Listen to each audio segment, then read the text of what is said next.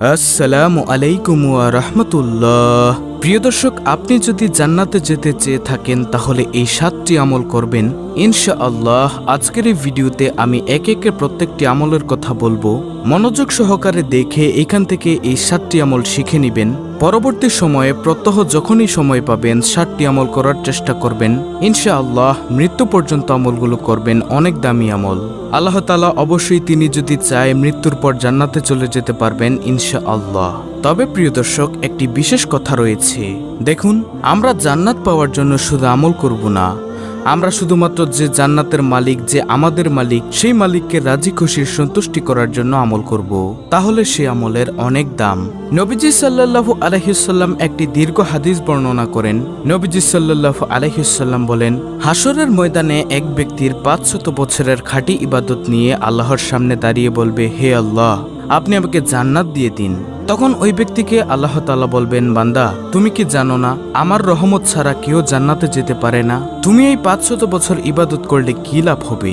তখন ওই ব্যক্তি বলবে, হে আল্লাহ, আমি 500 বছরের খাঁটি ইবাদত করলাম, তারপরেও আপনি আমাকে জান্নাত দিতে পারবেন না, এটা কেমন কথা? তখন আল্লাহ পাক রব্বুল আলামিন তাকে এমন সূর্যের তাপ দিবে হাসরের ময়দানে, সেই তাপ সে সহ্য করতে পারবে না। সে শুধু ছটফট ছটফট করতে থাকবে। তখন সে সারা হাসরের মাঠ শুধু দৌড়াতে থাকবে আর বলবে, আমাকে কেউ একটু পানি দিবে?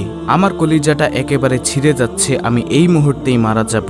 অথচ পরকালীন জিন্দেগিতেও কিন্তু কোনো মৃত্যু নেই। তখন সে দেখতে পাবে একজন ফেরেশতা কিছু পানি নিয়ে হাসরের মাঠে ঘুরছে আর বলছে, কারো পানি লাগবে? কারো কি কোনো পানি লাগবে? এভাবে ফেরেশতা বলতে থাকবে। তখন ওই ব্যক্তি দৌড়ে চলে যাবে, ফেরেশতার নিকটে গিয়ে বলবে, আমাকে একটু পানি দাও, আমার কলিজাটা ছিঁড়ে যাচ্ছে, আমাকে একটু পানি দাও। তখন ফেরেশতা বলবে, আমাকে কিছু মূল্য দিতে হবে, তাহলে আমি আপনাকে পানি পান করতে দিব। তখন সে ব্যক্তি বলবে, তুমি কি চাও? তুমি আমার কাছ থেকে কি চাও? আমার কাছে শুধু 500 বছরের খাঁটি ইবাদতই আছে, এছাড়া আমার কাছে টাকা পয়সা তো কিছুই নেই, তোমাকে আমি কি দিব? তখনই ফেরেশতা বলবে, বাহানা করে বলবে যে, আপনি যদি আমার কাছ থেকে পানি পান করতে চান তাহলে আপনাকে আপনার 500 বছরের ইবাদত আমাকে দিয়ে দিতে হবে। তখন ওই ব্যক্তি বলবে, তুমি আমার 500 বছরের ইবাদত নিয়ে যাও, তারপরও তুমি আমাকে এই পানির পিপাসা থেকে একটু দয়া করো, আমি যেন এই পানির পিপাসা দূর করতে পারি, আমাকে একটু পানি পান করতে দাও। তখন সে ফেরেশতার কাছ থেকে 1 গ্লাস পানি ক্রয় করবে তার 500 বছরের ইবাদত দিয়ে। এবার সে খালি হাতে একেবারে শূন্য অবস্থায় মহান মালিকের দরবারে গিয়ে সেজদায় পড়ে যাবে, হে আল্লাহ, আমার আর বুঝতে বাকি নেই, আপনার রহমত ছাড়া কেউই জান্নাতে যেতে পারবে না। যে যত বড় আমলওয়ালাই হোক না কেন, আপনার রহমত অবশ্যই লাগবে। তো প্রিয় দর্শক, এই আমলগুলো করার সময় আমরা সব সময় একটা জিনিস ভাববো যে, হে আল্লাহ, আপনি আমাদেরকে এমন কিছু আমল করার তৌফিক দিন যাতে আপনি অনেক বেশি খুশি হতে পারেন। সুবহানাল্লাহ। তাহলে চলুন একে একে প্রত্যেকটি অর্থাৎ 7টি আমলের সাথে আপনাদেরকে পরিচয় করিয়ে দেই। তাহলে প্রিয় দর্শক, 7টি আমলের মধ্যে সর্বপ্রথম নম্বর আমলটি হলো, নবীজি সাল্লাল্লাহু আলাইহি ওয়াসাল্লাম বলেন, ও সাহাবীরা, তোমরা একটু আমার সামনে এগিয়ে এসে বসো।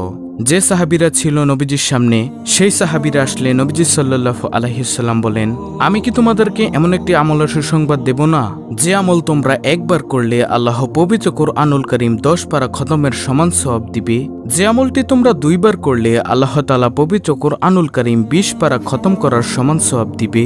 যে আমলটি তোমরা 3 বার করলে আল্লাহ তাআলা পবিত্র কুরআনুল কারীম 30 পারা অর্থাৎ সম্পূর্ণ কুরআন খতম করার সমান সওয়াব দিবে? সাহাবায়ে কেরাম তো ছিল আমলের জন্য পাগল পারা। তারা বলল, হে ইয়া রাসূলুল্লাহ সাল্লাল্লাহু আলাইহি ওয়াসাল্লাম, বলুন কোন সেই আমল? তখন নবীজি সাল্লাল্লাহু আলাইহি ওয়াসাল্লাম বলেন, ও সাহাবীরা শোনো, যে ব্যক্তি একবার সূরাতুল ইখলাস পাঠ করবে আল্লাহ তাআলা তাকে পবিত্র কুরআনুল কারীম 10 পারা খতম করার সমান সওয়াব দিয়ে দিবে। যে ব্যক্তি 2 বার সূরাতুল ইখলাস পাঠ করবে আল্লাহ পবিত্র কুরআনুল কারীম 20 পারা খতম করার সমান সওয়াব দিবে। যে ব্যক্তি 3 বার পাঠ করবে সূরাতুল ইখলাস, আল্লাহ তাআলা পবিত্র কুরআনুল কারীম সম্পূর্ণ অর্থাৎ 30 পারা খতম করার সমান সওয়াব দিয়ে দিবে। সুবহানাল্লাহ। এতটাই দামি একটি আমল হলো সূরাতুল ইখলাসের আমল। এই সূরাতুল ইখলাসকে যে ব্যক্তি ভালোবাসে, দয়াময় প্রভু আল্লাহ রাব্বুল আলামিন তাকে ভালোবাসে। সুবহানাল্লাহ। আর আল্লাহ যাকে ভালোবাসে তাকে দুনিয়ার বাদশাহী বানিয়ে দেন। আল্লাহু আকবার। তাহলে এটি গেল প্রথম নম্বর আমল। সূরাতুল ইখলাস পাঠ করা। তারপরে প্রিয় দর্শক, দ্বিতীয় নম্বরে যে আমলের কথা বলবো সে আমলটি হলো, নবীজি সাল্লাল্লাহু আলাইহি ওয়াসাল্লাম একদিন সাহাবীদেরকে বললেন, আমি কি তোমাদেরকে এমন একটি আমলের সুসংবাদ দিব যে আমল যদি তোমরা করতে পারো তোমাদের আমলের ওজন, আমলের দাম হাসরের মাঠে অনেক বেশি হবে। তখন সাহাবীরা বললেন, হ্যাঁ ইয়া রাসূলুল্লাহ সাল্লাল্লাহু আলাইহি ওয়াসাল্লাম, বলুন কোন সেই আমল, আমরা শুনতে চাই।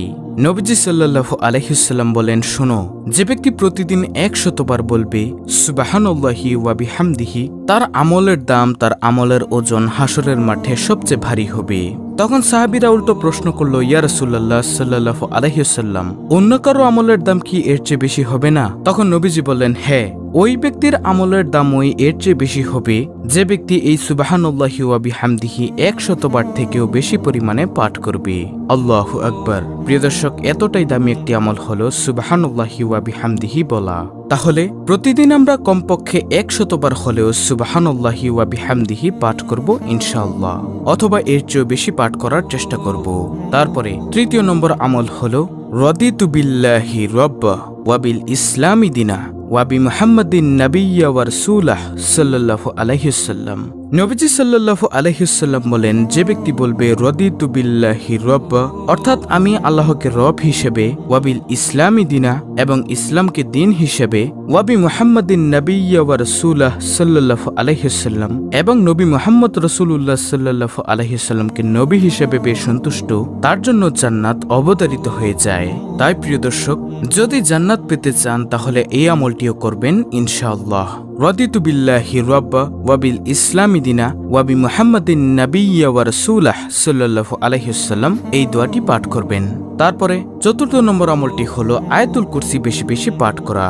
আয়াতুল কুরসি হলো সূরা বাকারার 255 নং আয়াত। প্রিয় দর্শক, আপনি কি জানেন আয়াতুল কুরসির কত ফজিলত? যে ব্যক্তি প্রত্যেক ফরজ সালাতের সালাম ফিরানোর সাথে সাথে আয়াতুল কুরসি পাঠ করে, মৃত্যু পর্যন্ত পাঠ করা এটি অব্যাহত রাখে, তাহলে তার জান্নাতে যাওয়ার পথে একমাত্র বাধা হলো তার মৃত্যু।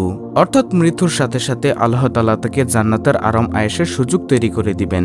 সুবহানাল্লাহ। তাই প্রিয় দর্শক, আমরা এমনিতেও এবং প্রত্যেক ফরজ সালাতের সালাম ফিরানোর সাথে সাথে আয়াতুল কুরসি পাঠ করব, মৃত্যুর আগ পর্যন্ত পাঠ করব ইনশাআল্লাহ। পঞ্চম নম্বর আমলটি হলো, আপনি যখনই দোয়া করবেন তখন 3 বার ইয়া যাল জালালি ওয়াল ইকরাম বলবেন দোয়ার মধ্যে, আর 3 বার বলবেন ইয়া আরহামার রাহিমিন।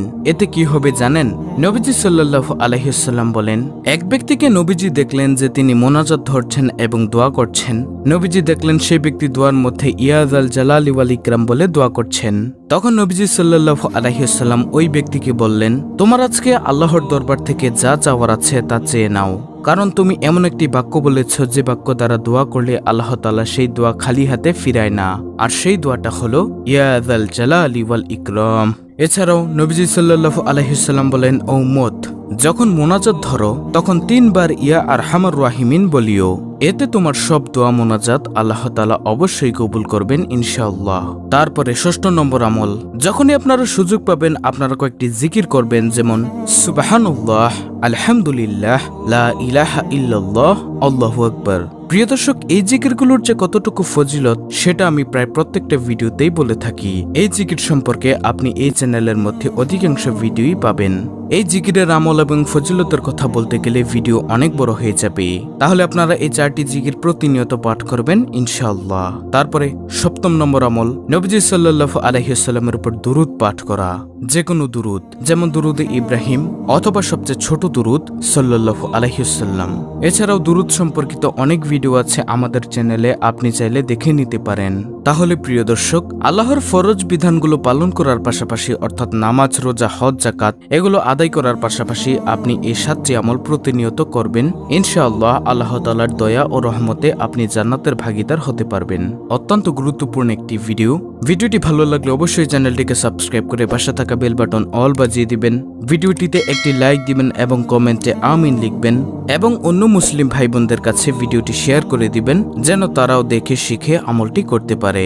আল্লাহ রাব্বুল আলামিন আমাদের সকলকে উপরোক্ত 7টি আমল করার তৌফিক দান করুন। আমিন।